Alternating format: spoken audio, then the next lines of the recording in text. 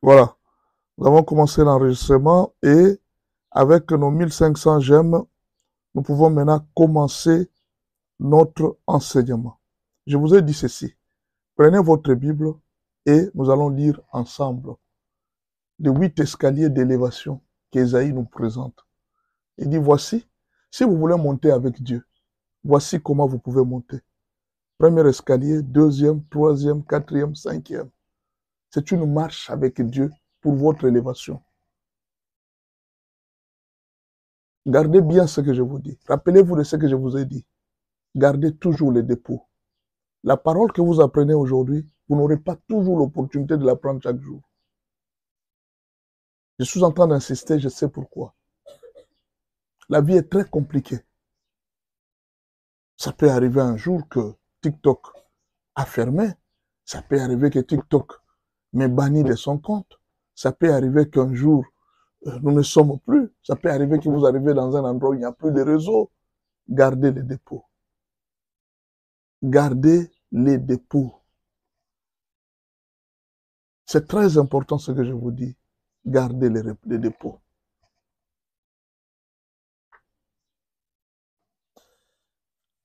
Prenez votre Bible. Nous allons commencer par Ésaïe 59, verset 1. Premier escalier.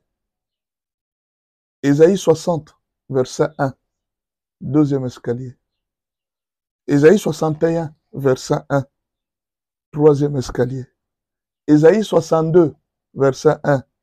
Quatrième escalier. Ésaïe 63, verset 1. Cinquième escalier. Ésaïe 64, verset 1. Sixième escalier. Ésaïe 65, verset 1. Septième escalier. Ésaïe 66, verset 1. Huitième escalier. Entrez, s'il vous plaît. Prenez votre Bible. Le Saint-Esprit va nous ouvrir les yeux sur ça. Saint-Esprit, merci beaucoup. Tu peux commencer ton travail. Nous sommes lundi. Chaque lundi, nous sommes venus avec des principes. Aujourd'hui, nous vous amenons 8 principes. Si vous voulez être élevé dans la vie, prenez ces 8 principes. Marchez avec les 8 principes.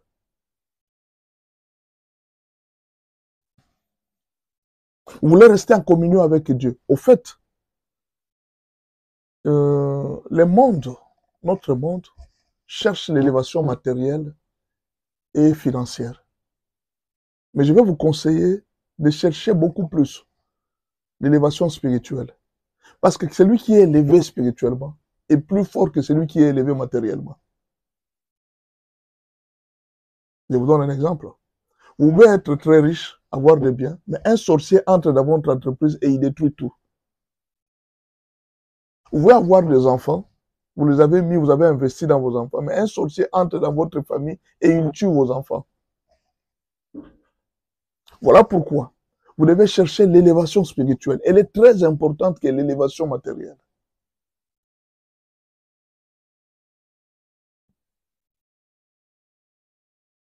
L'élévation spirituelle est très importante que l'élévation matérielle.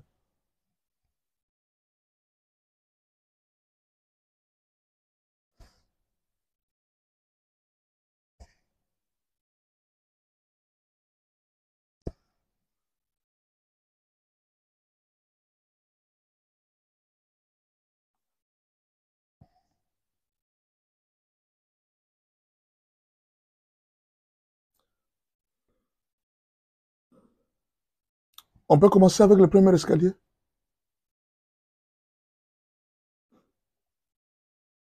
Premier escalier d'élévation. Ésaïe 59, verset 1.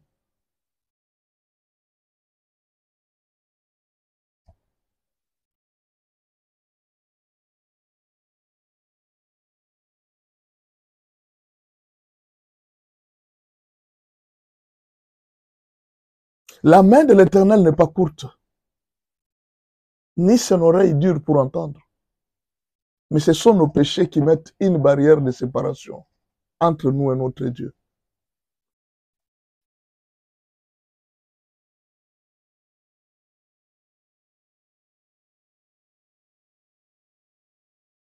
S'il vous plaît,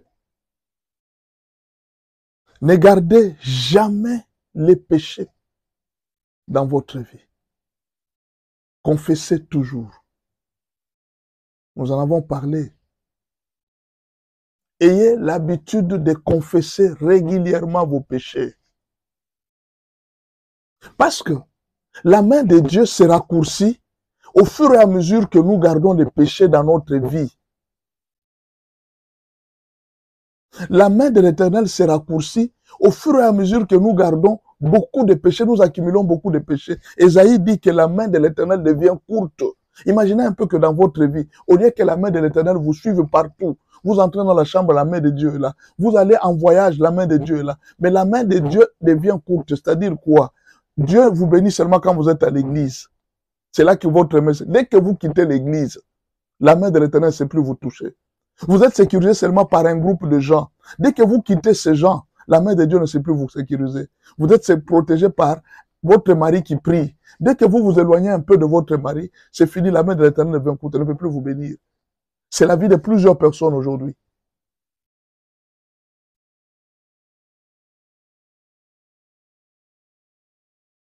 J'ai dit, c'est la vie de plusieurs personnes aujourd'hui. C'est quand vous êtes à l'église que la main de l'Éternel vous soutient. Mais quand vous êtes en dehors de l'église, la main de l'Éternel ne vous soutient pas.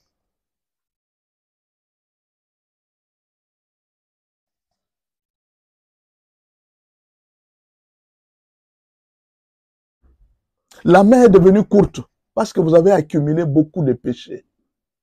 Je vous donne un conseil aujourd'hui. Faites un effort de vous débarrasser des péchés. Ne gardez pas beaucoup de péchés dans votre cœur. Ne gardez pas la haine dans votre cœur. Ne gardez pas trop de jalousie dans votre cœur. Ne gardez pas trop d'impudicité sans confesser. La main de l'Éternel sera courte à votre vie. Vous serez juste protégé de la protection de l'Église, de la prière du pasteur. Mais une fois que vous quittez la ville, une fois que vous alliez loin, Dieu ne peut plus vous toucher.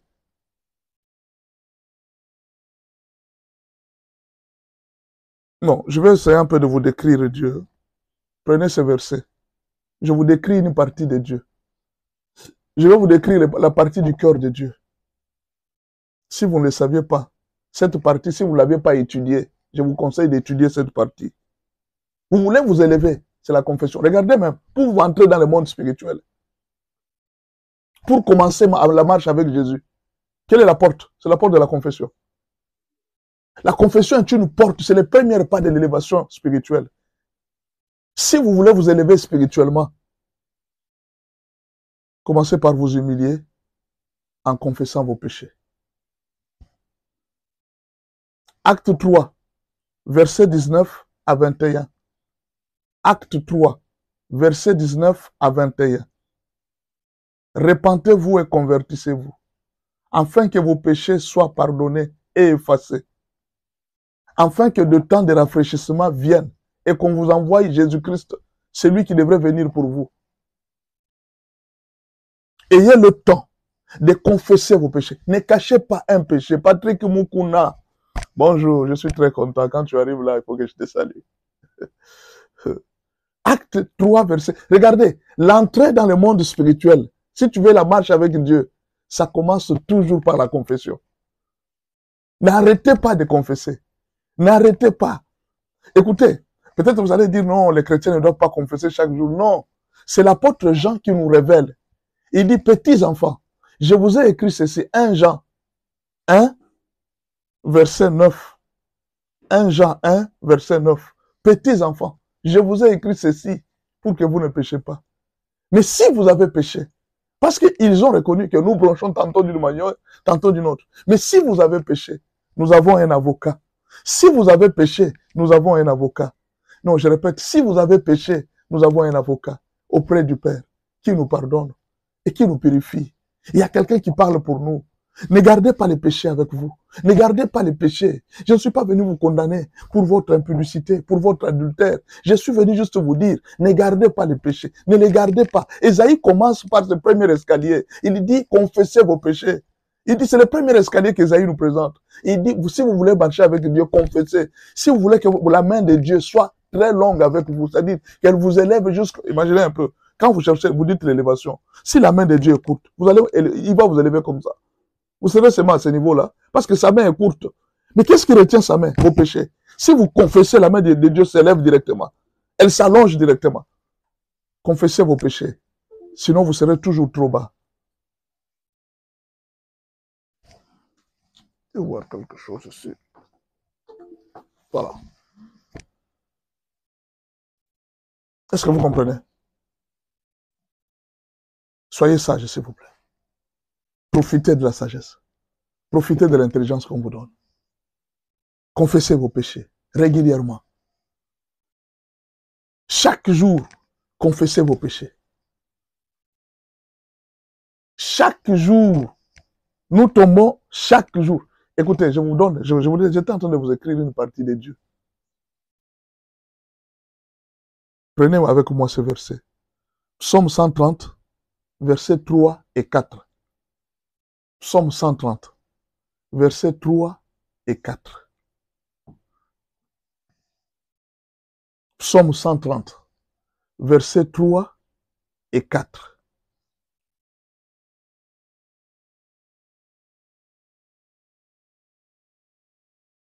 Si tu gardais les souvenirs des iniquités, Éternel Seigneur, qui pourrait subsister devant toi?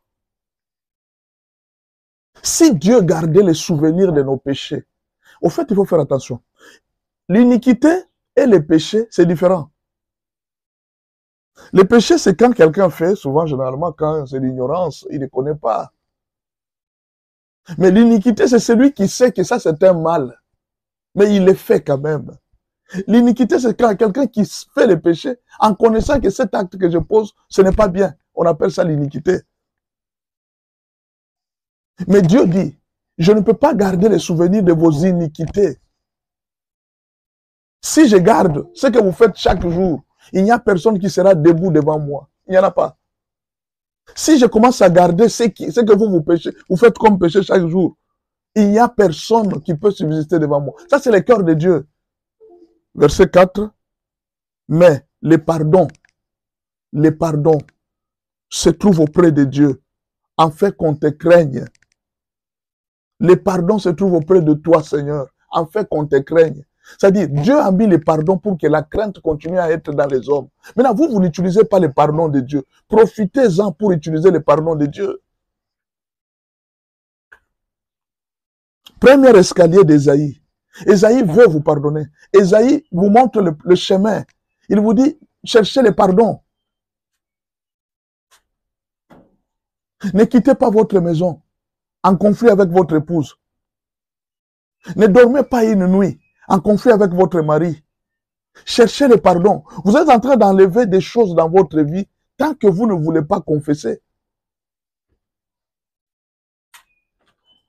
Est-ce que je peux enlever pas bloquer la sonnerie pour que les appels n'entrent pas?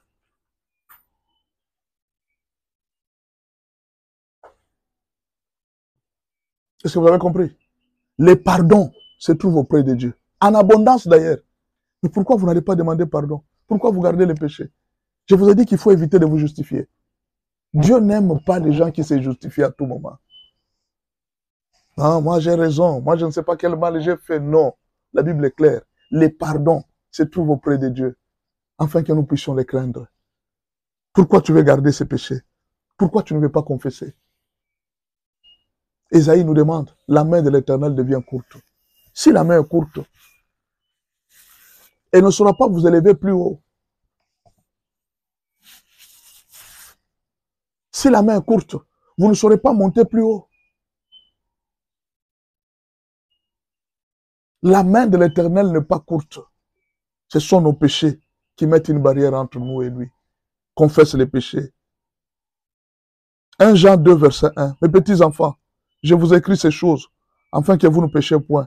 Et si quelqu'un a péché, nous avons un avocat auprès du Père, Jésus-Christ le juste. 1 Jean, verset 2. 1 Jean, chapitre 2, verset 1. Nous vous enseignons pour que vous ne puissiez pas pécher. Nous vous interdisons de pécher. Mais s'il arrive que vous avez quand même péché, malgré notre interdiction, N'oubliez pas que nous avons un avocat auprès du Père. C'est lui qui nous pardonne. Nous avons un avocat qui est prêt à nous pardonner à tout moment. L'avocat est là.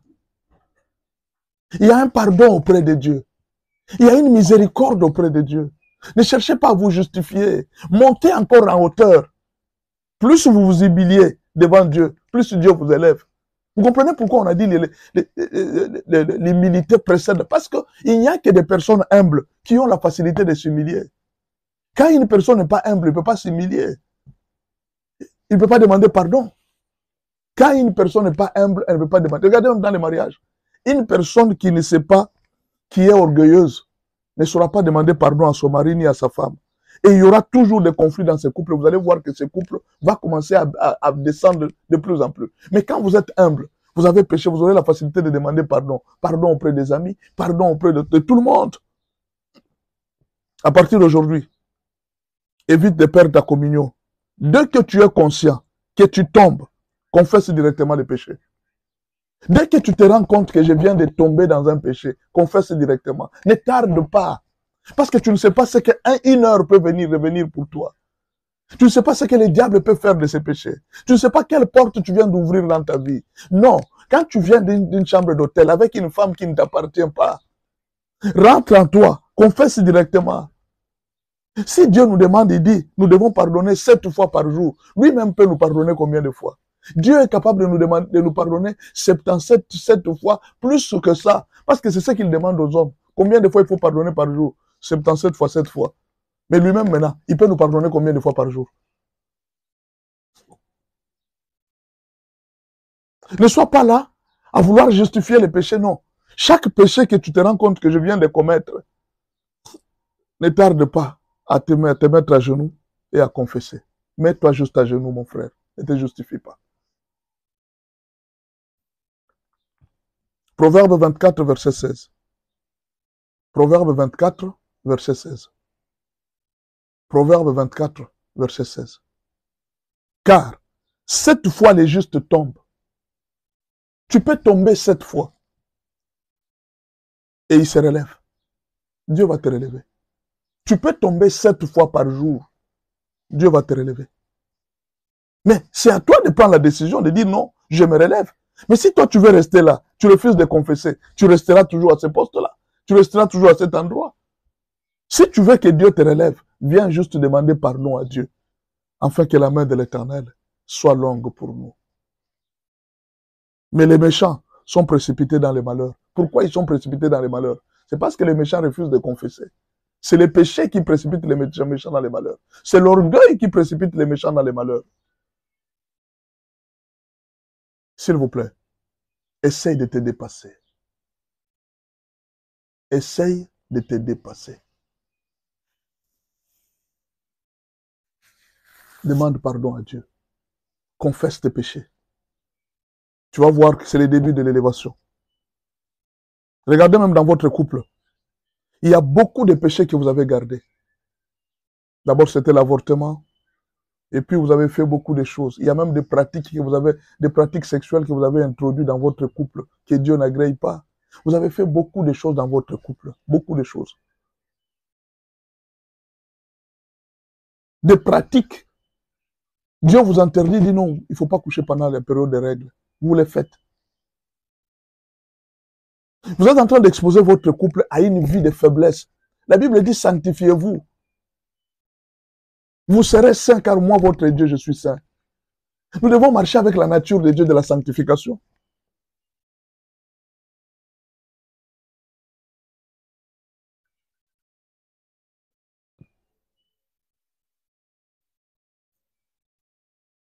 Deuxième escalier, la prise de conscience. Escalier nous présente un deuxième escalier, la prise de conscience. Prenez conscience. Connaissez qui vous êtes. Connaissez votre mission. Découvrez où est-ce que Dieu vous amène. Confessez, c'est bien. Est-ce que vous connaissez votre personne?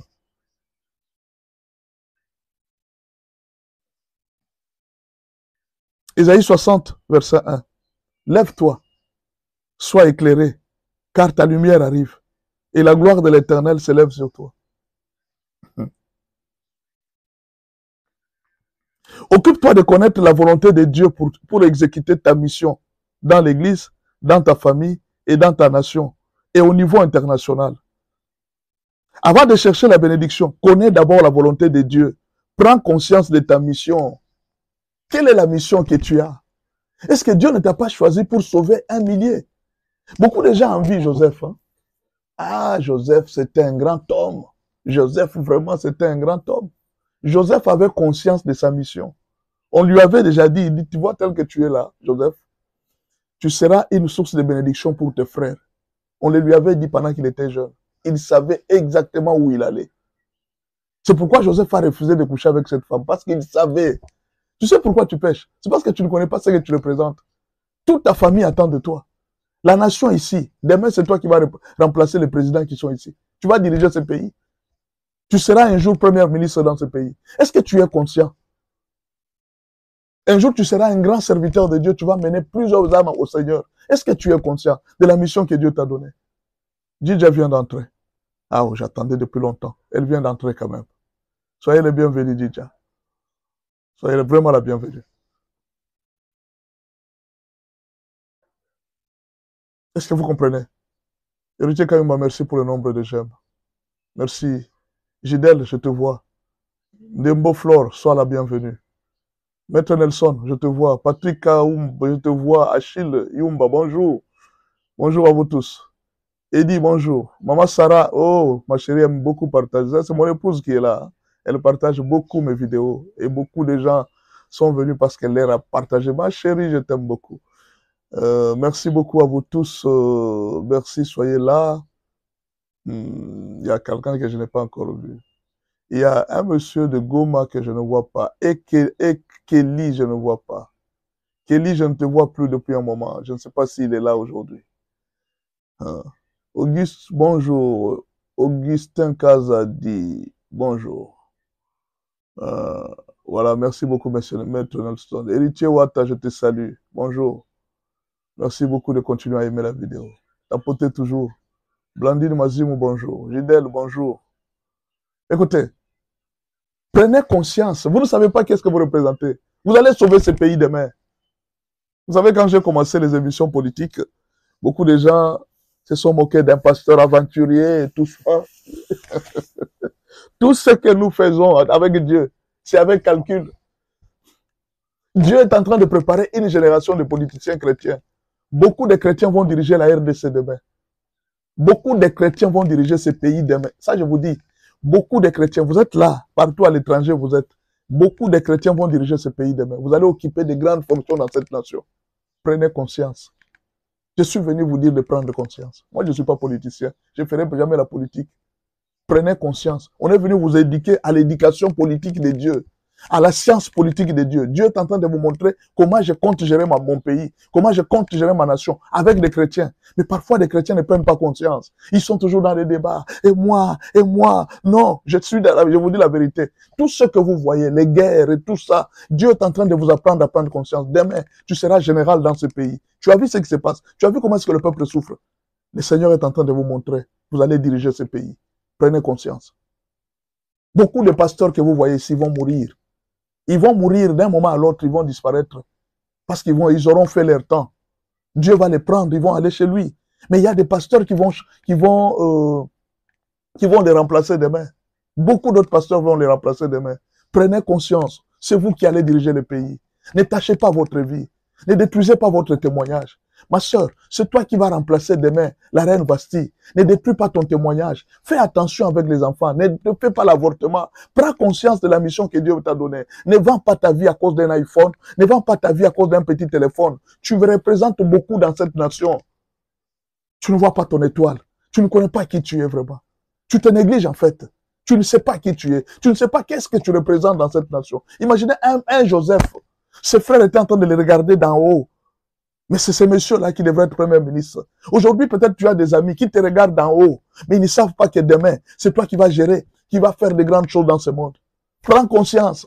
Esaïe nous dit, il dit, prenez conscience. Si vous avez confessé, c'est bien. Maintenant, prenez conscience de votre vie. Rêvez. Oh, écoute ce que Esaïe dit. Lève-toi. Esaïe ne vient pas me dire, moi, de venir te lever. Non, non. Il dit, toi-même, lève-toi. La conscience, ce n'est pas quelqu'un qui doit t'aider à prendre conscience. C'est toi-même à prendre conscience. Moi, je fais ma part, je te montre. Il dit, l'avenir est réservé pour toi. Tu vas diriger ce pays, tu vas diriger cette nation, tu vas diriger beaucoup d'entreprises, tu vas diriger beaucoup d'hommes. Tu seras un pasteur très élevé, tu seras une grande servante de Dieu, tu vas épouser un grand homme dans ce monde. Ah, moi, je t'ai dit non. Je t'ai donné mon message. C'est à toi de prendre conscience, de savoir qui je représente vraiment. Est-ce que tu sais qui tu es? Est-ce que tu as conscience de ce que tu représentes? Est-ce que tu as conscience de la maman de qui tu es? Esther 4, verset 16. Esther 4, verset 16. Voici comment les gens ont pris conscience. Esther était dans la royauté.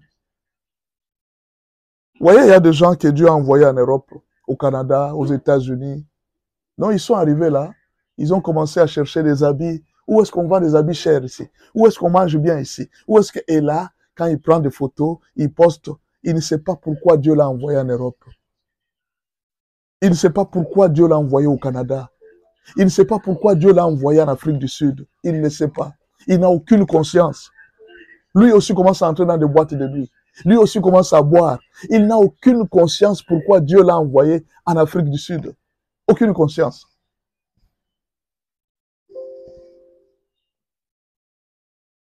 Est-ce que vous comprenez? Aucune conscience pourquoi Dieu t'a envoyé ici. Dis-moi, tu sais pourquoi tu es dans cette ville de la capitale de Kinshasa? Je vous ai donné ce témoignage. Je me rappelle, j'étais à la montagne en train de prier. Le Seigneur me dit, tu vas aller dans la capitale. J'étais à l'intérieur du pays. Il dit, tu vas dans la capitale. Je vais beaucoup t'utiliser. Je rendrai ton nom très grand. Tu seras très connu. Il dit, moi, oui. Je serai très connu. Moi. Oh mon Dieu. Et alors, je suis arrivé ici. Kinshasa, c'est une ville terrible. Kinshasa, c'est une ville terrible. Il y a la facilité à la prostitution. Je me suis dit non, je n'entre pas dans ce chemin-là. Toutes les années que j'ai fait à Kinshasa, je n'avais jamais touché à une femme. Je savais ce que Dieu m'avait dit. La première femme que j'ai touchée à Kinshasa, c'est la femme que j'ai épousée. Je ne connais pas une histoire où je suis arrivé à Kinshasa, j'ai aimé une autre femme, non. C'est la seule femme que j'ai connue dans cette ville.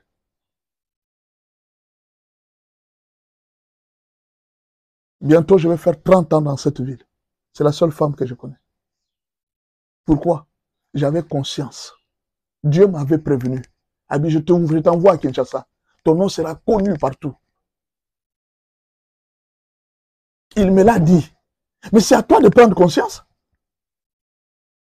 Est-ce que je peux encore te répéter? Lève-toi. Lève-toi. Écoute, Esther était en train de dormir dans la royauté. Elle était contente. Esther était contente. Écoute ce que Dieu lui dit. Va, rassemble tous les Juifs qui se trouvent à Suse et jeûnez pour moi, sans manger ni boire, pendant 3 jours, ni la nuit, ni les jours. Moi aussi, je jeûnerai de même avec mes servantes. Puis j'entrerai chez le roi, malgré la loi. Et si je dois périr, je périrai. C'est maintenant qu'elle vient de prendre conscience. Esther vient maintenant de prendre conscience. On lui a dit, il y a une loi. Oh non, moi, la loi là, il y a le roi. Si tu entres chez le roi, tu vas mourir. Elle avait peur de mourir. Mardoché est venu lui dire, ma fille, ma petite sœur, si tu ne te lèves pas, Dieu va susciter quelqu'un d'autre. Il va se lever à ta place. Mais sache que nous allons périr. Non, tu ne comprends pas. Si toi, tu ne te lèves pas, Dieu va susciter quelqu'un d'autre. Dieu va le faire à ta place. Mais sache que ce ne sera pas avantageux pour toi. C'est maintenant que tu dois te lever. Prends conscience. Quitte cette vie de débauche dans laquelle tu te trouves. Tu es un grand homme. Cesse de sortir avec les maris d'autrui. Tu as ton mariage. Dieu a déjà prévu un mariage avec toi, avec un grand homme. Tu es en train de t'abaisser pour rien. Tu vends ton corps moins cher pour rien. Prends conscience de ta vie. Tu es une grande personnalité. Concentre-toi sur Dieu. Dieu a un avenir avec toi. Il avait un avenir avec Joseph. Il avait un avenir avec David. Il avait un avenir avec tous ces grands hommes. Dieu les préparait depuis leur enfance. Moi, aujourd'hui, je suis venu te préparer. Je te donne le deuxième escalier. Prends conscience. Lève-toi. Dieu n'a pas dit que quelqu'un puisse t'élever. Est-ce que tu as entendu Dieu venir dire que là, oh non, si tu pouvais t'élever? Non. Dieu n'a pas dit si tu veux t'élever. C'est un ordre. Lève-toi. Prends conscience. Il y a une lumière sur toi. La gloire de l'Éternel s'est levée sur toi. Il y a une gloire qui t'attend. Il y a une bénédiction qui t'attend. Prends conscience. Esaïe est venu bien te dire. Et moi, je suis venu te rappeler. Tu as une mission. Rappelle-toi des prophéties qu'on t'avait dit. Qu'est-ce qu'on t'avait dit? Cet enfant ira en Europe. Il sera une source de bénédiction pour toute la famille. Aujourd'hui, tu n'es plus une source de bénédiction dans la famille. Tu deviens quelqu'un dans des boîtes de nuit. Tu as oublié la prophétie. Tu as oublié ce qu'on t'avait dit.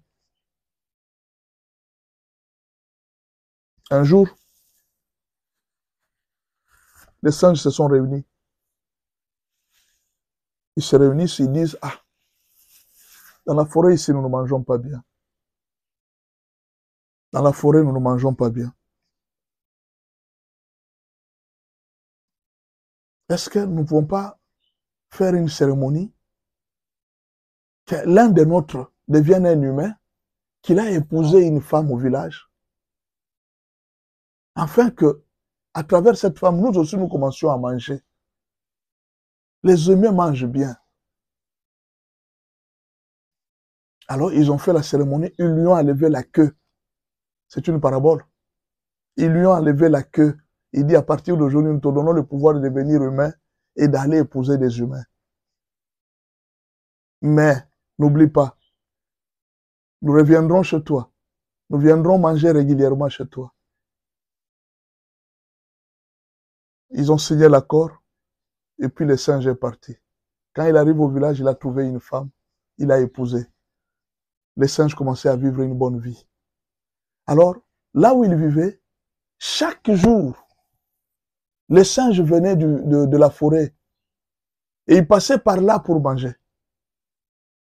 Il peut être là, il prend la nourriture, il jette et puis ils viennent, ils ramassent et puis ils rentrent dans la brousse. Les choses se passaient bien. Puis un jour, il était fatigué. Il était fatigué. Ils sont venus en nombre, ils sont venus, non, est-ce que la nourriture, nous avons faim? Il les a injuriés, des sales singes, vous aussi vous avez exagéré. Ah! Première fois, il a injurié. Deuxième fois, ils ont donné les rapports. Ils lui ont dit, tu as oublié d'où tu es venu? Alors ils se sont réunis. Ils ont dit, bon, il n'y a pas de problème. Allez lui remettre sa queue. Ce jour-là, les singes n'étaient pas venus comme d'habitude, connus. Ils sont arrivés, ils se sont cachés dans les arbres. Lui tournait par derrière. Ils étaient dans les arbres. Pendant qu'il tournait par derrière, je ne sais pas qu'est-ce qu'il faisait, il s'est incliné un peu. Alors il y a un singe qui est sauté, qui a sauté et qui lui a collé la queue au niveau de derrière. Directement, il s'est transformé lui aussi en singe. Quand il arrive devant sa femme, la femme a dit, hey, un singe, un singe. Les gens du village sont venus, on l'a chassé. Il est rentré dans la forêt lui aussi. Il avait perdu la conscience. Il avait perdu le contrat qu'il avait signé. Tu connais ce que Dieu t'avait dit. Tu connais ce que le Seigneur t'avait dit. Il t'avait amené à la discipline. Dieu a dit à Salomon, je continuerai à te bénir tant que tu garderas ma voie. Mais les jours où tu vas cesser de garder mon chemin, je te punirai. Et effectivement, Dieu l'avait puni. Soyez conscients. Réveillez-vous. Aujourd'hui, tu as la lourdeur de prier. Fais attention. Il y a un avenir pour tes enfants. Réveille-toi pour tes enfants. Ne dors pas. Ne dors pas.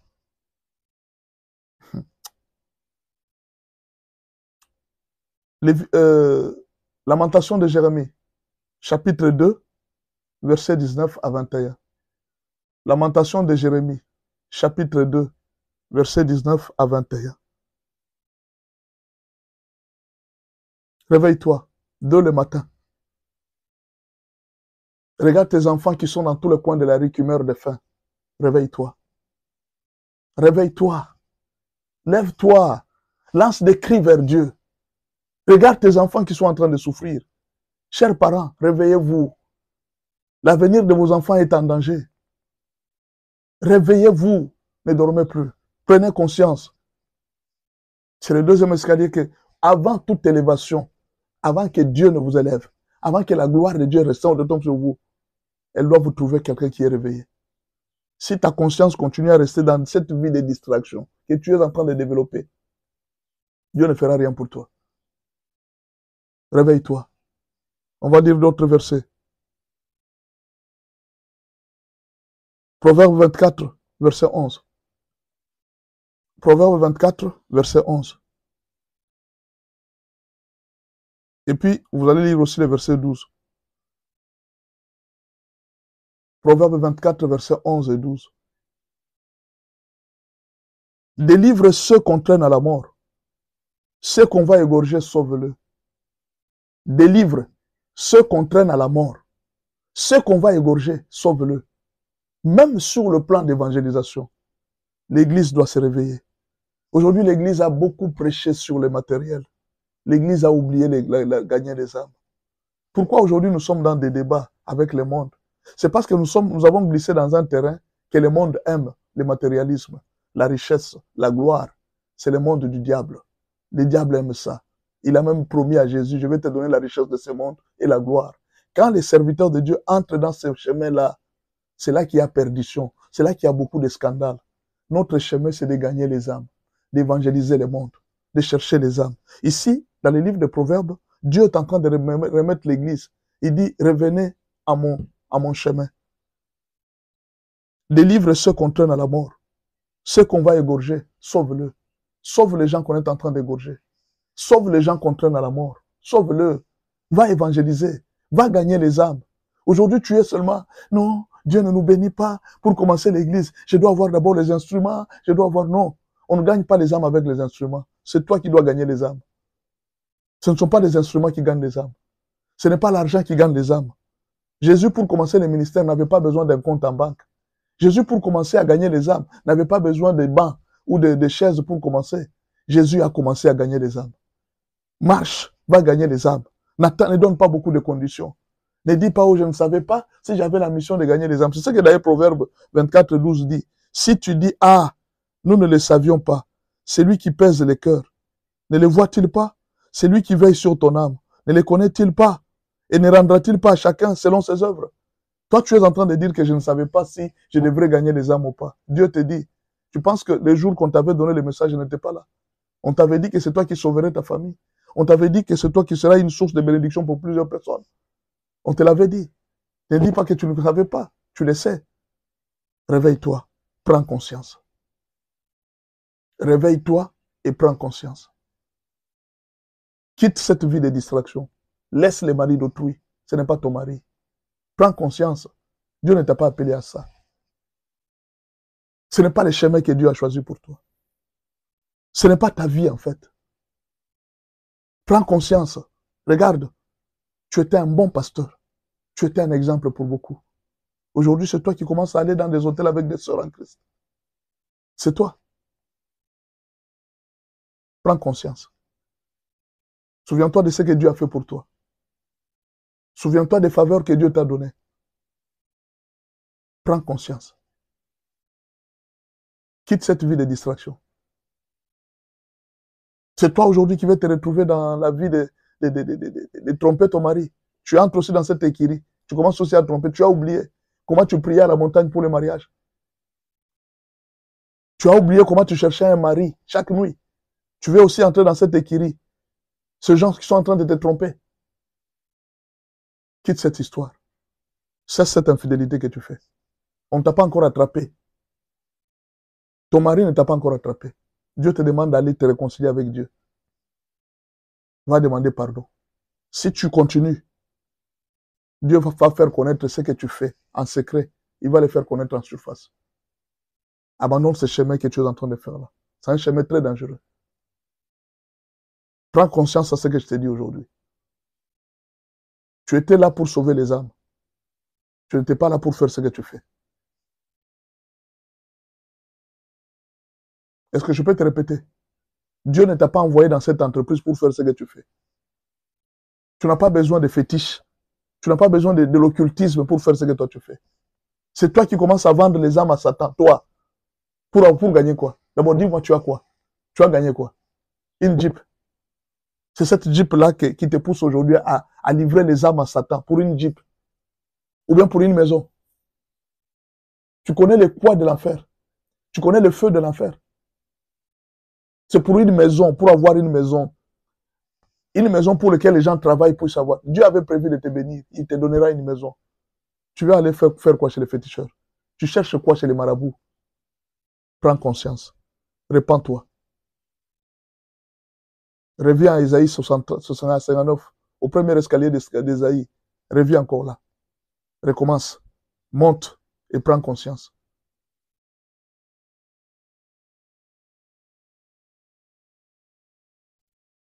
Isaïe 61, verset 1. Non. Je suis au troisième escalier. Troisième escalier d'Isaïe. La recherche de la puissance du Saint-Esprit. Est-ce que vous avez vu? Premier escalier, la confession. Deuxième escalier, la prise de conscience. Troisième escalier, la recherche de la puissance du Saint-Esprit. Vous m'avez vu, je vous ai dit la recherche de l'argent. Est-ce que moi, je vous ai dit de la recherche de l'argent? Il y a des gens que Dieu a destinés pour chercher l'argent. Il y a des gens que Dieu a destinés pour travailler pour lui et lui-même va prendre soin d'eux.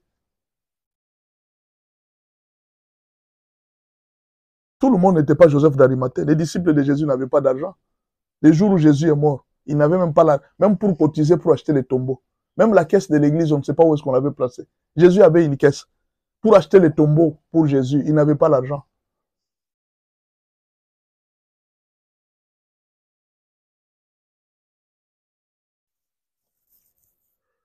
Troisième escalier, la recherche de la puissance du Saint-Esprit. Troisième escalier, la recherche de la puissance. Je ne parle pas de la recherche de l'argent. La recherche de la puissance du Saint-Esprit. Isaïe 61, 1. L'Esprit du Seigneur, l'Éternel, est sur moi. Car l'Éternel m'a oint pour porter des bonnes nouvelles aux malheureux.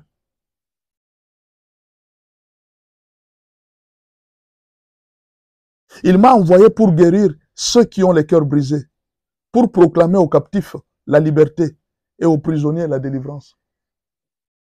Cherche la puissance du Saint-Esprit.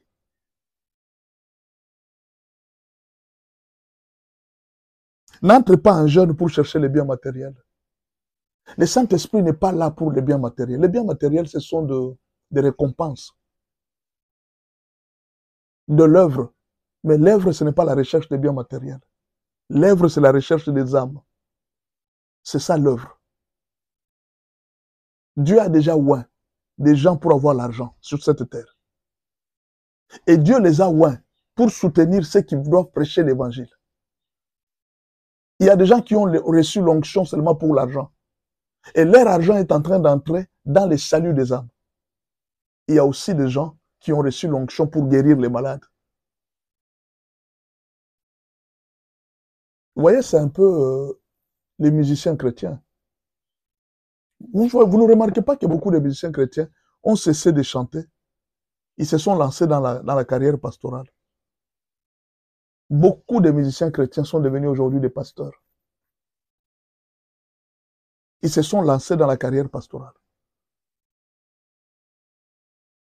Chacun a son travail.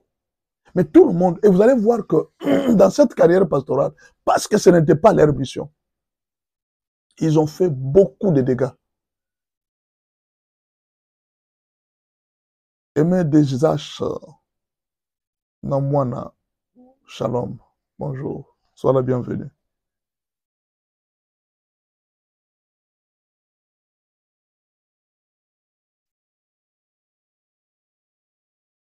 Quand tu vas décider de prier pour la délivrance des autres, le diable va te contraindre, te bloquer et te barrer la route. C'est pourquoi on cherche la puissance du Saint-Esprit. Dès que tu te prends la décision seulement de commencer à t'occuper de la vie des autres, la première chose que Satan va venir, c'est de te bloquer la route, te priver l'argent. Voilà l'importance de chercher la puissance du Saint-Esprit.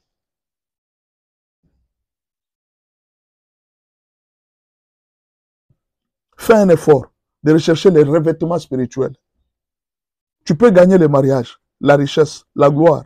Si tu n'as pas la puissance, le diable va tout détruire. Tu peux avoir des enfants. Si tu n'as pas la puissance, le diable va te les ravir. Tu peux avoir l'argent. Le diable va te ravir. Fais attention. Cherche la puissance du Saint-Esprit. Ésaïe a commencé par nous donner le 3e escalier. Cherche la puissance du Saint-Esprit. Tu peux avoir un bon travail. Oui, j'ai un bon travail. Oui, on me paye bien. Les occultistes peuvent te faire partir de ce travail si tu n'as pas la puissance du Saint-Esprit. Ils vont entrer en réunion, ils disent, ces messieurs nous dérangent beaucoup. On les fait partir. On te fait partir du travail.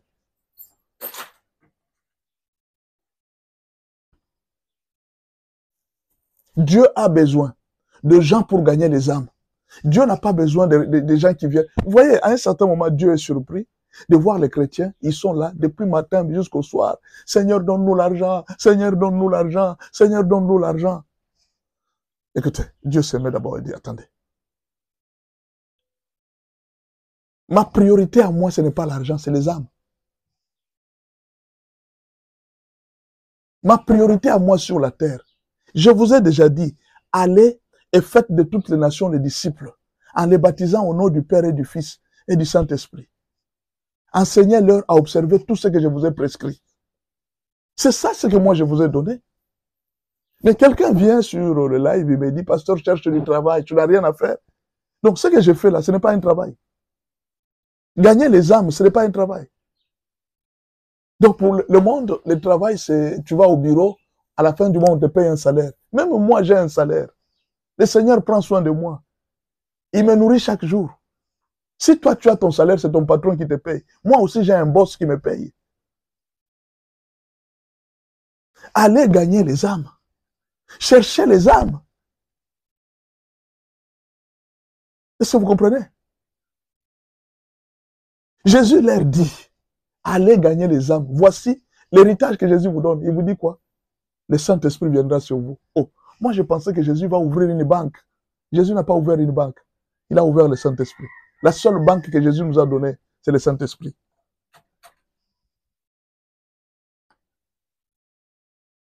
Le Saint-Esprit.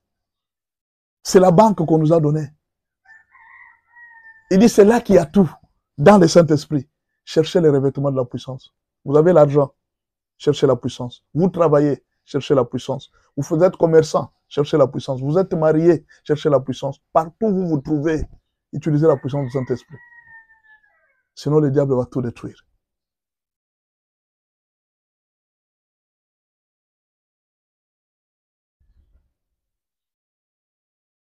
Cherche la puissance du Saint-Esprit. Élève-toi spirituellement. Gagne le royaume. Viens sur TikTok, gagne. Utilise ton argent pour gagner les âmes. Je suis en train d'insister sur ça chaque jour. Mes frères, l'argent n'est pas une priorité. La priorité de Dieu, ce sont les âmes.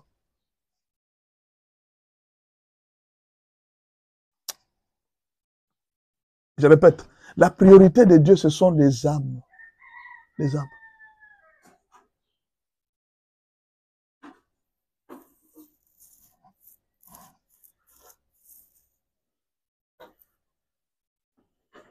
Quatrième escalier, la persévérance. Quatrième escalier d'Ésaïe, c'est la persévérance.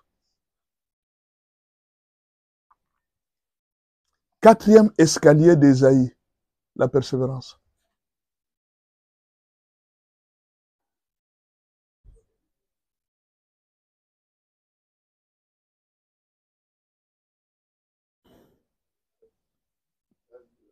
Ésaïe 62, verset 1. Ésaïe 62, verset 1. Pour l'amour de Sion,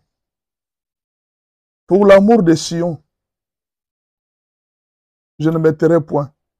Pour l'amour de Jérusalem, je ne prendrai point de repos, jusqu'à ce que son salut paraisse comme l'aurore et sa délivrance comme un flambeau qui s'allume. Il y a des gens qui marchent avec Dieu.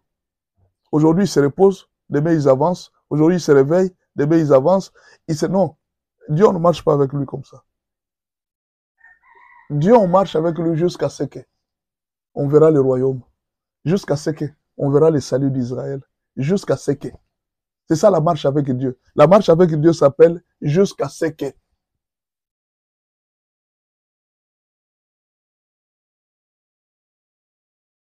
Ne dis jamais que je suis fatigué d'atteindre. Ne recule jamais en arrière. Prie jusqu'à l'exaucement. Ne compte pas le nombre de sacrifices déjà faits. Cherche les résultats et l'accomplissement. Ah, j'ai déjà beaucoup prié. Non. Tant que tu n'as pas les résultats, n'abandonne pas. Tant que tu n'as pas ce que tu cherches, n'abandonne pas. Avec la marche avec Dieu s'appelle jusqu'à ce que. Jusqu'à ce que tu vas faire descendre le ciel. Jusqu'à ce que tu vas diriger tu vas faire descendre, tu vas donner la solution à mon problème. Regardez dans le livre d'Ésaïe 62, verset 6. Sur tes murs, Jérusalem, j'ai placé des gardes. Ils ne se tairont ni jour ni nuit. Vous qui la rappelez au souvenir de l'Éternel, point de repos pour vous.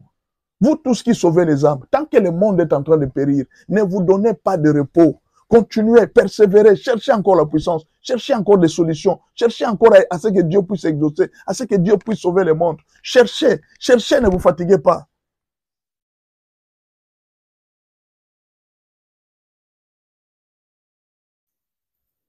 Et ne lui laissez aucun relâche jusqu'à ce qu'il rétablisse Jérusalem et la rende glorieuse sur la terre. À partir d'aujourd'hui, tu vas aller jusqu'au résultat. Étonne le monde. Va jusqu'au résultat. Ne t'arrête pas en chemin. Sois un jusqu'au boutiste. Quelqu'un qui va jusqu'au bout. Va jusqu'au bout avec les problèmes. Tant que tu n'as pas le mariage, n'arrête pas. Tant que tu n'as pas la solution, n'arrête pas. Dieu ne t'a pas dit d'arrêter. Il dit persévérer. C'est ce qu'Ésaïe 62, 1, le 3, 4, 4e escalier nous dit. 5e escalier d'Ésaïe. 5e escalier d'Ésaïe. Jésus le Sauveur. 5e escalier. Jésus le Sauveur. Vous voyez, nous sommes à 5. C'est là qu'on parle de Jésus. On commence à parler des résultats. On commence par la confession, la prise de conscience. Après quoi? La persévérance. Non, la recherche du Saint-Esprit, la persévérance. Et puis, Jésus le Sauveur. 5e étape, une dimension arrive. Ésaïe 63, verset 1. 5e escalier. Ésaïe 63, verset 1. Qui est celui-ci qui vient d'Édom, de Bostra, en vêtements rouges?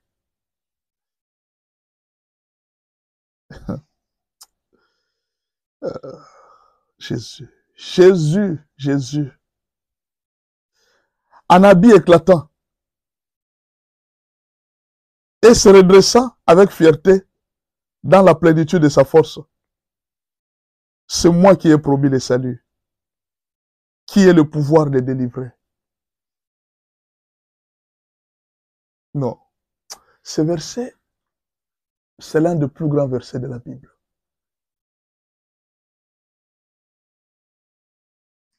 Qui est celui qui vient d'Édom, de Bostra, en vêtements rouges?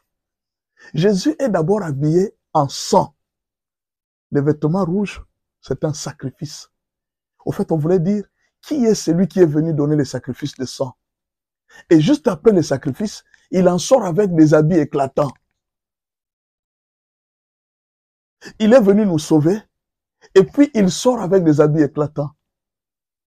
Il est venu nous sauver, il enlève tout le sang qui était sur nous, les saletés qui étaient sur nous, il nous vêtit des habits éclatants. Tu sais, je vais te dire une chose. Le travail spirituel que tu fais, un jour tu vas les rencontrer, un jour tu les verras, un jour tu verras la solution au problème, un jour tu oublieras cette honte que tu es en train de subir aujourd'hui. Tu vas oublier. Jésus, le salut arrive. il arrive. Il dit, c'est moi qui ai promis la délivrance. C'est moi. C'est moi qui ai promis le salut, qui ai le pouvoir de délivrer. C'est moi. Un jour, tu oublieras ceci. Nous sommes dans le 5e escalier. Ange Miel, nous sommes dans le 5e escalier. Alors, si tu peut-être tu es venu un peu en retard. Le premier escalier, Ésaïe 59, verset 1. Le deuxième escalier, Ésaïe 60, verset 1. Le troisième escalier, Ésaïe 61, verset 1. Le quatrième escalier, Ésaïe 62, verset 1. Le cinquième escalier, c'est celui-ci, Ésaïe 63, verset 1. Tu peux maintenant comprendre qui est le prochain escalier, ça sera Ésaïe 64, verset 1. Et le dernier escalier, ça sera Ésaïe 65, verset 1. L'avant-dernière. Le nom de Jésus doit nous rappeler la substitution. La souffrance qui devrait nous arriver tombe sur lui. Donc Jésus est venu se substituer. Les malheurs qui devraient t'arriver, toi, Jésus a pris ça. C'est pourquoi il est venu en sang, en habit rouge, et puis il en sort avec des habits éclatants. Il a pris notre souffrance. Il a pris notre malheur. Il a pris nos péchés. Et puis il nous a rendus purs.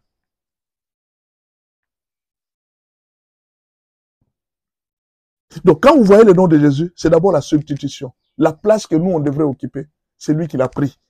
Il s'est substitué à notre souffrance. Jésus est comme un dépôt de nos problèmes, de nos fardeaux. Quand tout va mal, malgré les sacrifices endurés, tu te souviendras de Jésus. Adore-le, élève son nom et son œuvre. Quand vous faites avancer les royaumes, c'est Jésus que vous honorez. Ne vous fatiguez pas. Jean 8, verset 28. Jean 8, verset 28. Jésus donc leur dit, quand vous aurez élevé le Fils de l'homme, alors vous connaîtrez ce que je suis et que je ne fais rien de moi-même, mais que je parle selon ce que le Père m'a enseigné. Élevez-le. Écoutez, les difficultés peuvent arriver. Quand les difficultés arrivent dans la vie de beaucoup de gens, ils disent, ah, moi j'abandonne. Non, c'est ce moment-là qu'il faut l'élever, qu'il faut élever le nom de Jésus. Quand tout va, c'est-à-dire, quand ton intelligence est finie, tu n'as plus rien à proposer, tu n'as plus de cartes à main, comme les politiciens disent. Quand tu es au bout, c'est là qu'il faut élever Jésus. C'est le 5e escalier. Élève Jésus. Lorsque vous aurez élevé le Fils de l'homme. Jean 12, verset 32. Et moi, quand j'aurai été élevé de la terre, j'attirerai tous les hommes à moi. Quand j'aurai été élevé de la terre, j'attirerai tous les hommes vers moi.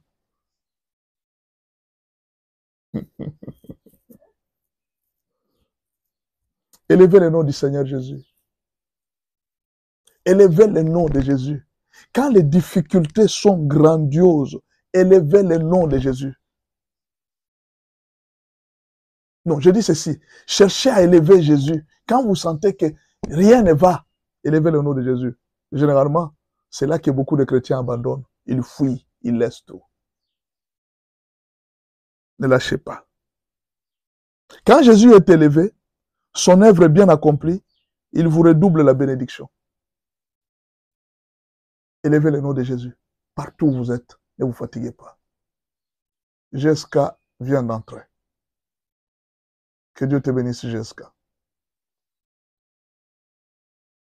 Merci beaucoup. Ça se fait sentir.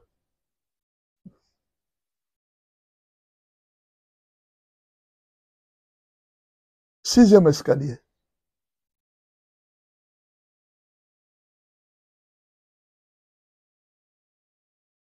Sixième escalier.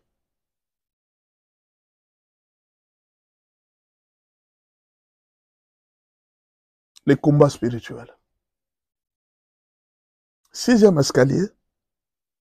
Les combats spirituels. Merci beaucoup. Ange Mwanga. Merci beaucoup. Donc, seulement tu dois être soit du Gabon, soit du Congo-Brazzaville. Que Dieu te bénisse. Sixième escalier qu'Ésaïe présente, c'est le combat spirituel. Merci beaucoup, Jessica. Nous recevons toutes vos salutations. Ésaïe 64, verset 1. C'est le sixième escalier. Oh, si tu déchirais les cieux, et si tu descendais les montagnes, s'ébranleraient devant toi. Oh, si tu déchirais les cieux, et si tu descendais, les montagnes s'ébranleraient devant toi. Devant nos vies se dressent des embûches et des montagnes. Il y en aura toujours. Vous allez rencontrer un Goliath. Vous allez rencontrer un pharaon. Qui m'a salué là? Galoula. 466, bonjour. Vous allez rencontrer un Goliath. Vous allez rencontrer les Philistins, les Amalécites. Sachez que votre vie est une vie de combat et de barrières. Ésaïe vous prévient. C'est le sixième escalier. Il dit que vous le vouliez ou pas, que vous montiez ou pas, Dieu met devant vous des adversaires en fonction de votre montée. Chaque montée, il y a une montagne que vous allez rencontrer. Et vous allez briser la montagne. Vous allez briser la montagne. Merci beaucoup pour les cadeaux, GSK.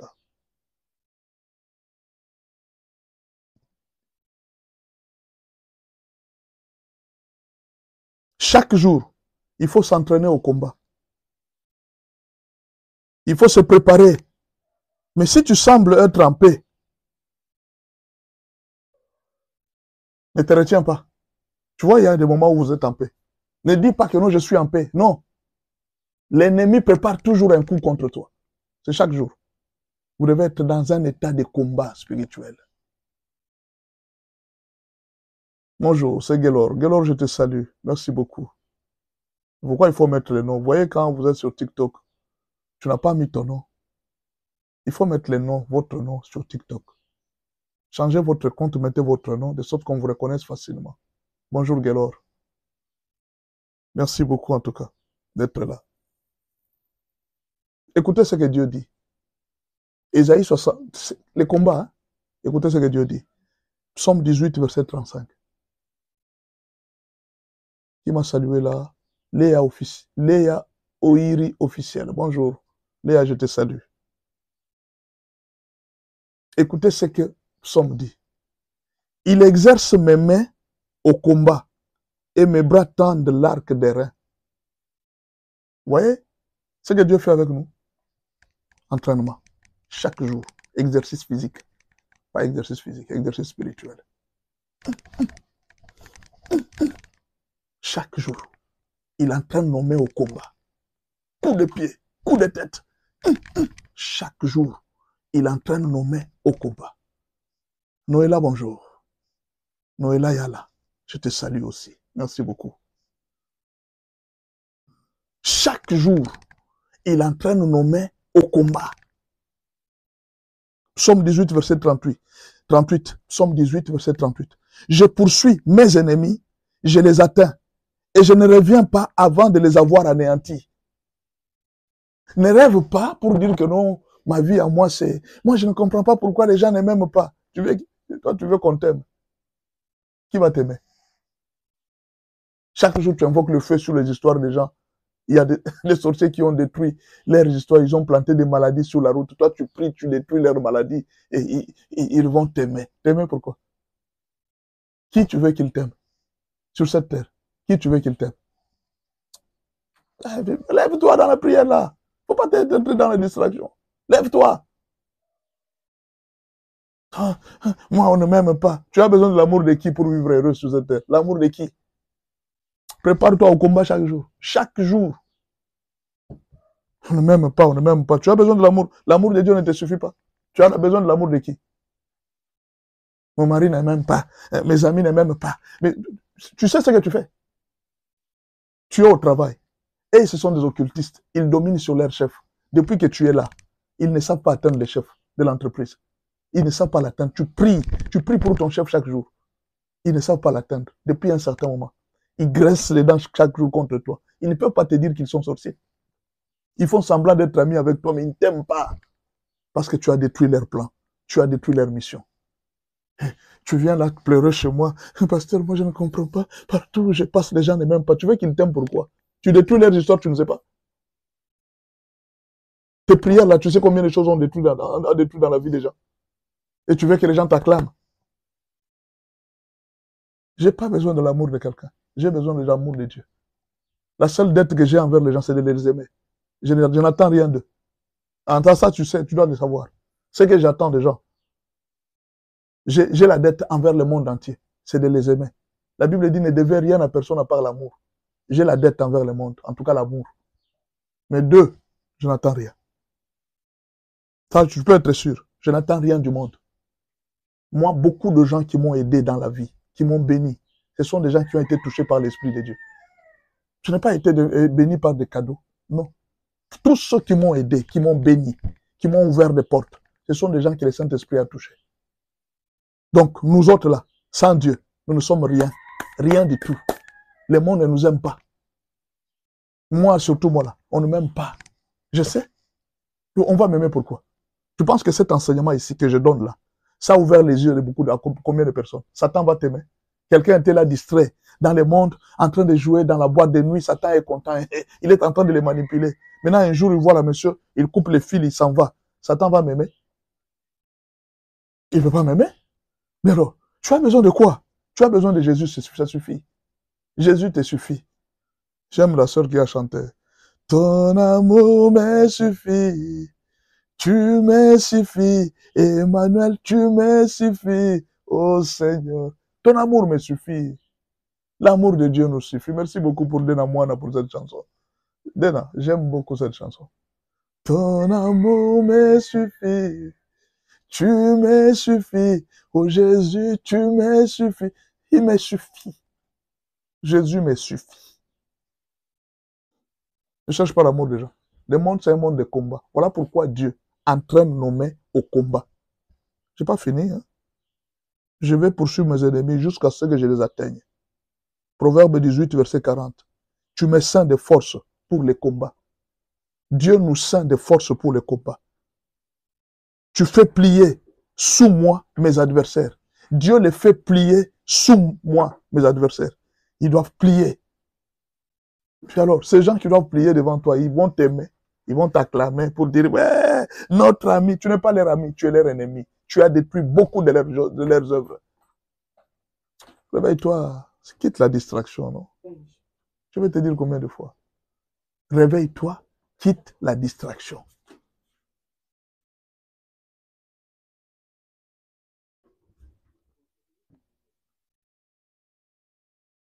J'aime encore ce verset.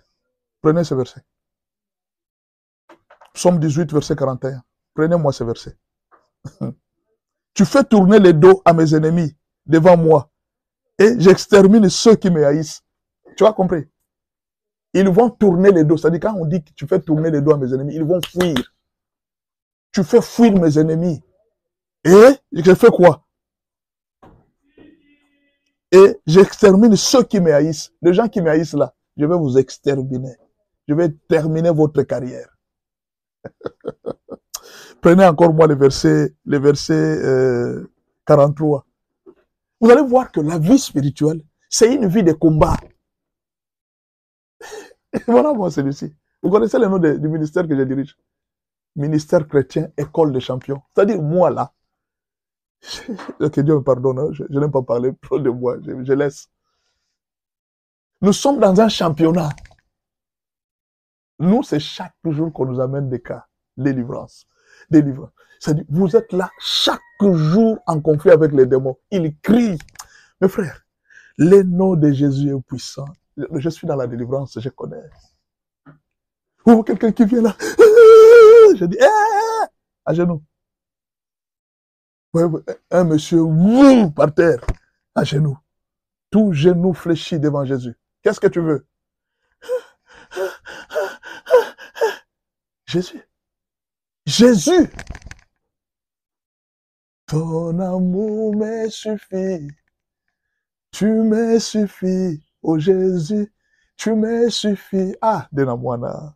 Que Dieu te bénisse, ma soeur. Tu chantes bien, Denamwana. Waouh. Elle chante bien, cette sœur. Prenez-moi ce verset. Ésaïe 18, non, Psaume 18, verset 43. Psaume 18, verset 43. Je les broie comme de la poussière qu'emporte le vent. Je les foule comme de la boue des rues. Broyez, je vous foule aux pieds. De ce moment, dès que tu as terminé cet endroit, prépare-toi au combat chaque jour. Ne joue pas. Quelqu'un qui vient jouer avec ton mariage, attaque. Quelqu'un qui veut jouer avec tes enfants, attaque. Quelqu'un qui veut jouer avec ton travail, attaque. Quelqu'un qui veut jouer avec ta vie chrétienne, attaque. Broie. Piétine.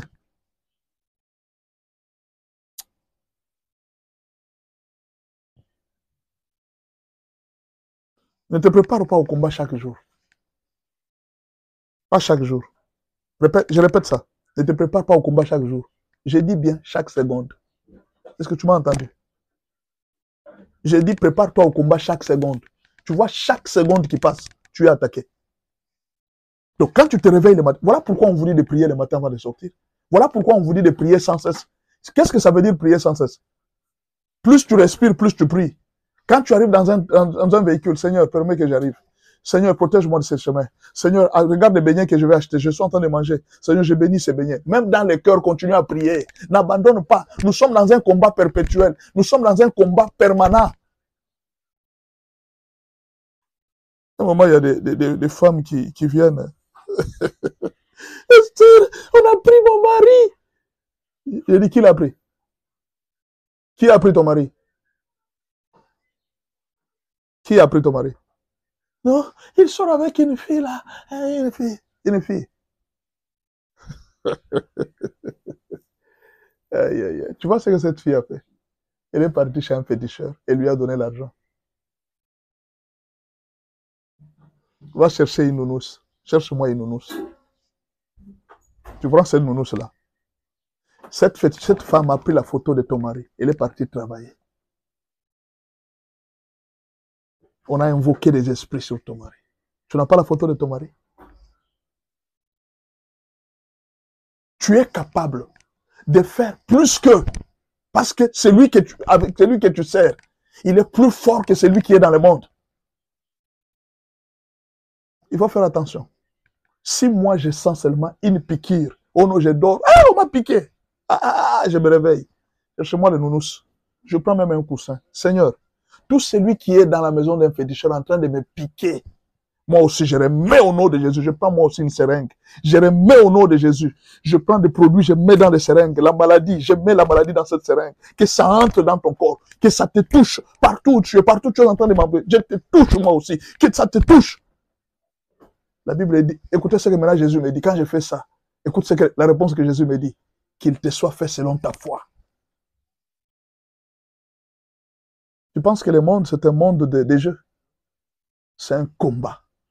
Mercredi, on va parler du combat spirituel. Un combat. Ne laisse personne tranquille sur la terre. Tout celui qui se joue avec tes enfants, tes intérêts, tout ce que tu as, si quelqu'un joue avec ce que Dieu t'a donné, quelqu'un qui entre dans ton domaine, attaque-le, détruis. Voilà pourquoi on entraîne les mains au combat.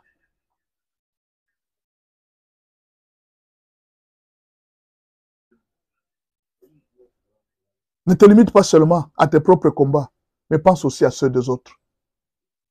Ce n'est pas seulement pour toi que tu dois combattre. Mes enfants, mon mari, tout ça, non. Entre aussi dans les combats des autres. Entre aussi dans les combats des autres familles. Aide les gens dans leurs combats. Voilà pourquoi chez nous à l'église, nous avons un vendredi. Ton combat devient mon combat. Ce vendredi-là, nous ne venons pas combattre pour nous. Nous venons combattre pour les autres. Vous voyez, quand on attrape un voleur, toi aussi, tu te souviens, on m'avait déjà moi aussi volé la télévision. Je dois donner un coup à ces voleurs. Peut-être ce n'est pas lui, c'était son cousin qui avait volé. Peut-être c'était un des leurs qui m'avait volé. Je te donne aussi moi, cousin, un coup. Quand on attrape un voleur, ce n'est pas une seule personne qui vient le frapper. C'est tous les quartiers qui s'élèvent. Les pierres et tout ça. Nous, chez nous, on ne joue pas avec les voleurs. En Europe, là, il y a les droits de l'homme. Chez nous, quand on attrape un voleur, on ne joue pas. Même la police la police connaît ça. Même la police sait que quand on a attrapé un voleur et qu'on l'a tué, la police vient constater. On prend les corps, on l'amène, c'est fini. Il dit, il est mort de son... Je ne te donne pas un conseil comme ça. Tu es voleur. On te tue avec des pierres chez nous. Chez nous, on lapide. On te lapide. Maintenant, ceux qui lapident là, il y a des gens qui viennent, ils se souviennent, ils disent, moi aussi, on m'avait volé un poste de téléviseur. Moi, on m'avait volé l'argent, on avait volé mon téléphone. Les souvenirs là, ça vient, il dit, tape lui aussi. Même s'il n'a pas volé chez toi. C'est ça, ton combat devient mon combat. Chaque vendredi, nous avons un combat. Un combat pour entrer dans les combats des autres. C'est-à-dire, si quelqu'un t'a attaqué, moi aussi je suis ton frère, moi aussi je viens mettre mon coup de poing. Nous allons tous l'attaquer. Alors, qu'est-ce que nous faisons? Les vendredis comme ça, chacun passe, il dit ses problèmes. Moi, j'ai tel problème, on m'a attaqué pour tel problème, il n'y a pas de problème. Nous tous, que chacun lève son coup de poing. Nous commençons à taper nous tous sur l'ennemi. C'est ça la famille. Quand on attaque l'un, nous tous nous devons agir. Donc, ne te limite pas seulement à tes combats, entre aussi dans les combats des autres. Tu as une sœur qui a des problèmes, entre dans son combat, tape-toi aussi. C'est ça la vie chrétienne. Nous sommes dans la vie chrétienne, nous devons nous entraider. Tu as des difficultés, moi j'entre. Pourquoi? Moi là, je suis dans les combats de presque tout le monde. Celui qui m'amène ses problèmes, il dit viens, nous allons nous battre. Je me mets en position. C'est qui? Non, c'est l'oncle qui m'a attaqué. Ton oncle. Coup de poing. Laisse l'enfant de Dieu tranquille. Coup de tête. Pourquoi? Vous devez laisser les enfants de Dieu tranquilles. Dieu dit, il entraîne nos mains au combat.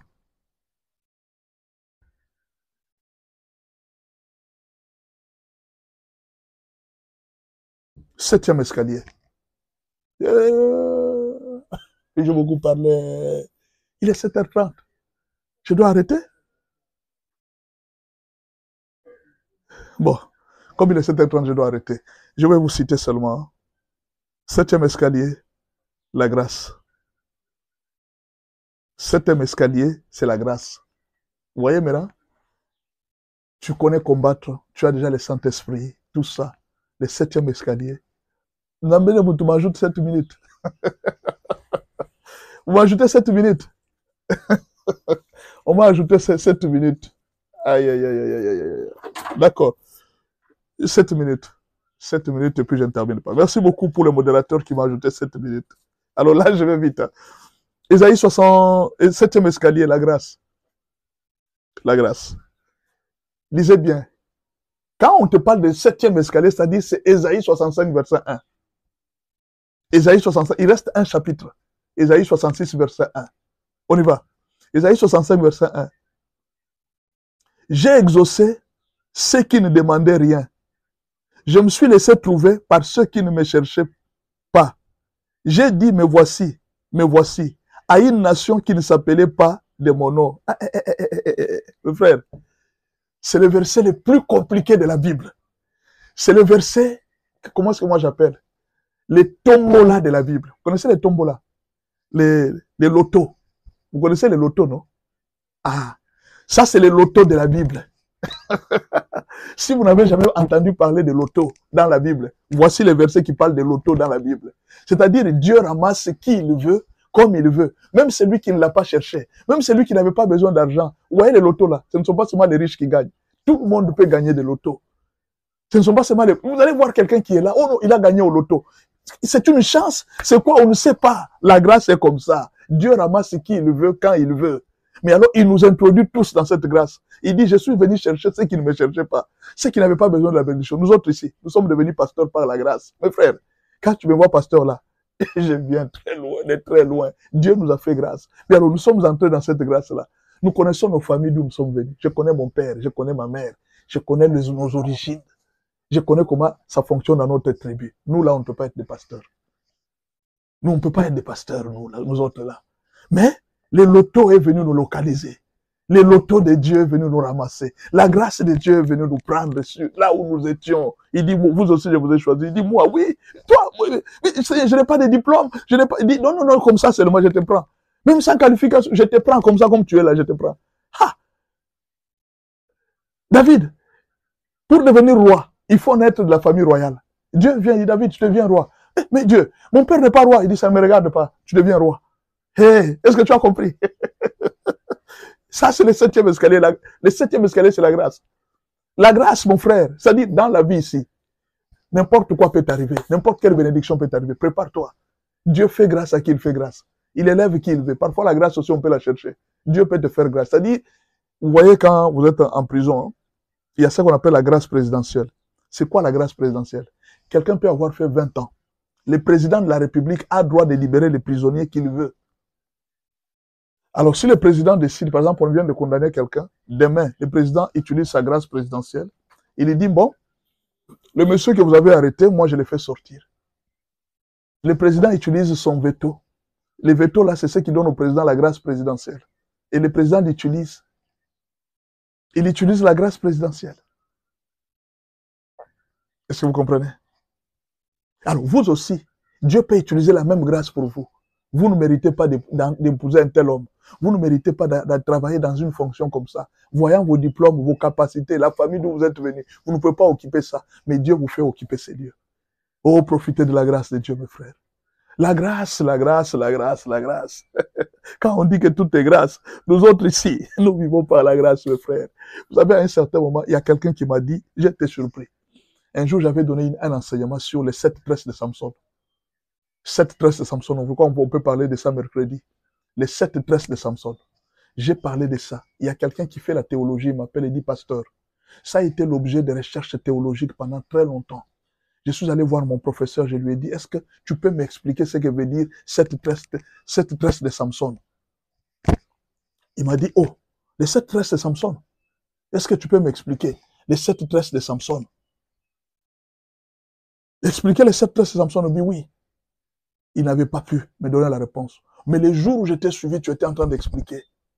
J'ai compris, mais c'est ce qu'on était en train de chercher. Les 7 tresses de Samson, c'était ça. On a maintenant la révélation, il dit, hey. Donc moi, ma révélation, moi-même les théologiens, c'est que Dieu m'a fait grâce. Je ne comprenais pas. C'est que vraiment Dieu m'a fait grâce. Les théologiens, ils me disent que non, on n'a jamais entendu ça. Et donc c'est Dieu m'a fait grâce. Dieu m'a fait vraiment grâce. Oh, la grâce de Dieu. Tu peux devenir riche dans des pays où tu as trouvé des gens qui ont fait longtemps dans ce pays. Ils n'ont jamais trouvé ce que toi tu as. Mais tu t'en sors. Tu arrives dans un où les propriétaires du pays, les propriétaires du pays sont pauvres. Mais toi tu es étranger. Tu es devenu riche. Tu vis mieux que beaucoup de gens qui sont là. Dieu, quand il te fait grâce, ma soeur. Tu peux épouser un homme qui n'est pas de la trempe même de ton niveau. Quand Dieu te fait grâce, il te fait grâce. C'est le 8e escalier. Dieu marche avec nous par la grâce. C'est pourquoi il faut marcher, il faut persévérer, il faut aller avec Dieu. Un jour, la grâce va tomber sur toi. Elle était tombée sur Esther, elle tombera aussi un jour sur toi. Psaume 44, verset 4. Psaume 44, verset 4. Ce n'est point par leur épée qui se sont emparés du pays. Ce n'est point par leurs bras qui les a sauvés, mais c'est ta droite, c'est ton bras, c'est la lumière de ta face, parce que tu les aimais. Dieu bénit les gens parce qu'il les aime. C'est sa grâce. Il est souverain. Il fait des gens ce qu'il veut. Verset 7. Car ce n'est pas à mon arc que je me confie. Ce n'est pas à mon épée. Ce n'est pas mon épée qui me sauvera. Mais c'est toi qui nous délivre de nos ennemis, qui confond ceux qui nous haïssent. Dieu va faire en sorte que même sans diplôme, à un certain niveau, on te donne la place de quelqu'un qui n'a pas ce diplôme. Il faut le savoir. Il ne faut pas toujours penser que non, je n'ai pas étudié. Ne soyez pas toujours complexé. Quand tu suis complexé, rappelle-toi du 7e escalier. Le 7e escalier, c'est la grâce. Il s'est fait montrer au peuple qui ne le connaissait pas. Il a élevé des gens qui ne le connaissaient pas. Même si tu arrives dans un milieu, n'oublie pas que Dieu utilise le 7e escalier. Le 7e escalier, c'est la grâce. Souviens-toi du 7e escalier d'Ésaïe. Ce que je viens de te dire, souviens-toi du 7e escalier d'Ésaïe. Dieu sera toujours avec toi. Dieu te bénira toujours. Le 8e escalier. Le 8e escalier, c'est le dernier aujourd'hui. Le principe de la grandeur de Dieu. Le principe de la grandeur de Dieu. En réalité, rien n'est impossible à Dieu. Quand tu vas marcher avec Dieu, ne limite pas ta foi, ne limite pas ta pensée. Rien n'est impossible à Dieu. Tout ce que tu vois sur terre a été créé par Dieu. N'oublie pas, tout ce que tu vois qui t'environne a été créé par Dieu. Alors, retiens. Premièrement, l'or et l'argent appartiennent à Dieu. Ésaïe 60, 66, verset 2. Toutes ces choses, Mamé les a faites. Et toutes ont reçu l'existence, dit l'Éternel. Voici sur qui je porterai mes regards, sur celui qui souffre et qui a l'esprit abattu, sur celui qui craint ma parole. Dieu dit, bon, j'ai créé les richesses, mais je vais porter les regards sur les gens qui n'en ont pas. Je vais vous donner ça. C'est-à-dire, Dieu cherche à qui il va distribuer sa richesse. Ésaïe, le 8e escalier, la faveur. Je vois les 2 derniers escaliers. C'est maintenant Dieu qui prend la relève. Après combien de temps? Après plus de 6 escaliers, 7 et 8, c'est Dieu qui prend la relève. C'est pourquoi, quels que soient les problèmes qui peuvent t'arriver, ne crains rien. C'est Dieu qui a créé toutes choses. Aujourd'hui, tu manques à manger, Dieu t'en donnera. Ne crains rien, Dieu fera tout. Est-ce que vous comprenez? Je reste fidèle à l'alliance que j'ai faite à vous. Quand vous sortîtes de l'Égypte, et mon esprit est au milieu de vous, ne craignez pas. Agé 2, verset 8. L'argent est à moi et l'or est à moi, dit l'Éternel des armées. Agé 2, verset 7. J'ébranlerai toutes les nations. Les trésors de toutes les nations viendront et je remplirai de gloire cette maison, dit l'Éternel des armées. Faites attention. Le pouvoir, l'or et l'argent se trouvent dans les mains de Dieu. 2. Le pouvoir politique vient de Dieu. N'oubliez pas, quand je vous dis que demain vous pourriez devenir président, ne négligez pas ce que je vous dis. Demain vous pourriez diriger ce pays. Demain vous pourriez devenir ministre. Le pouvoir politique vient de Dieu.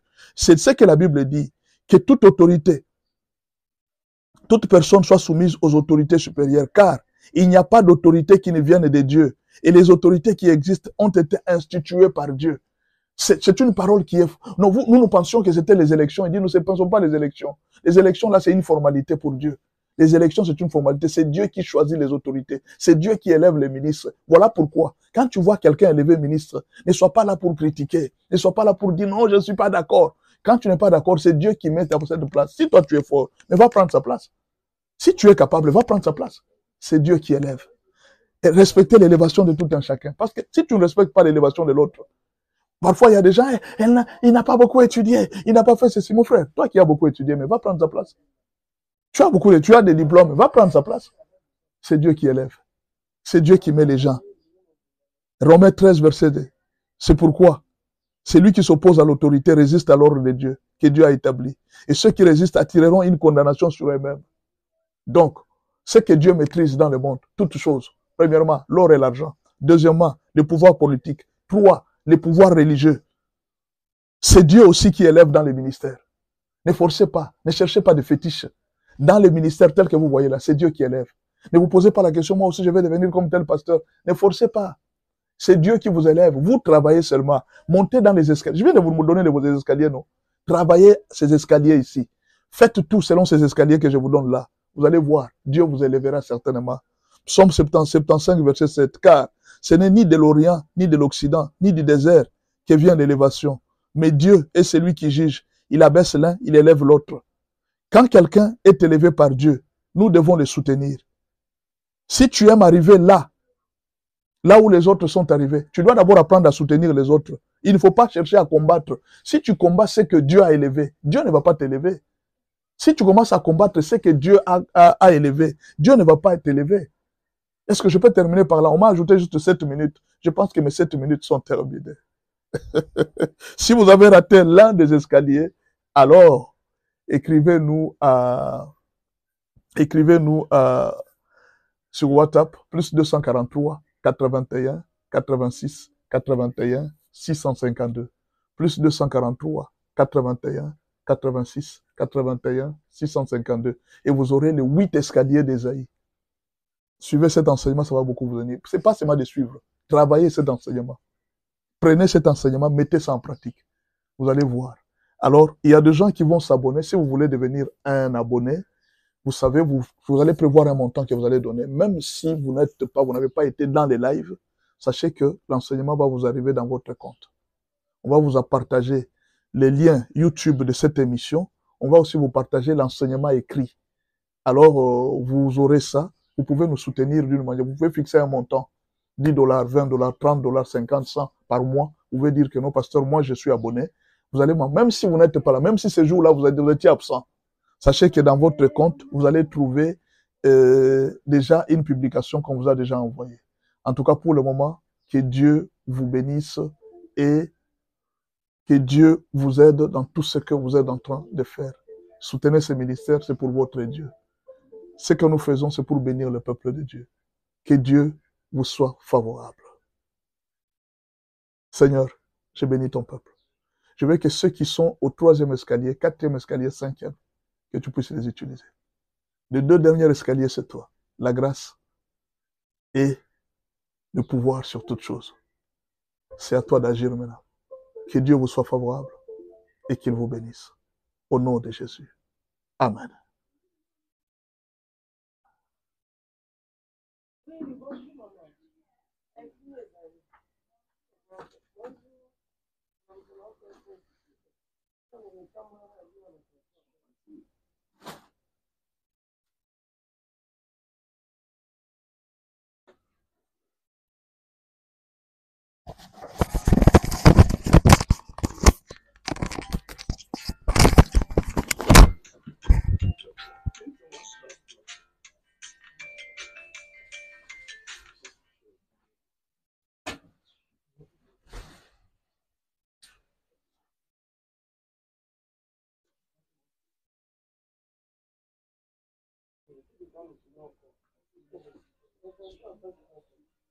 Wanatika nini? Wanatika na nini?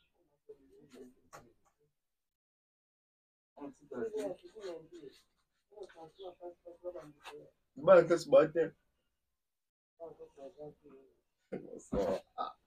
Vous avez prenez bouquet mbali. Mon bouquet biso. Hein?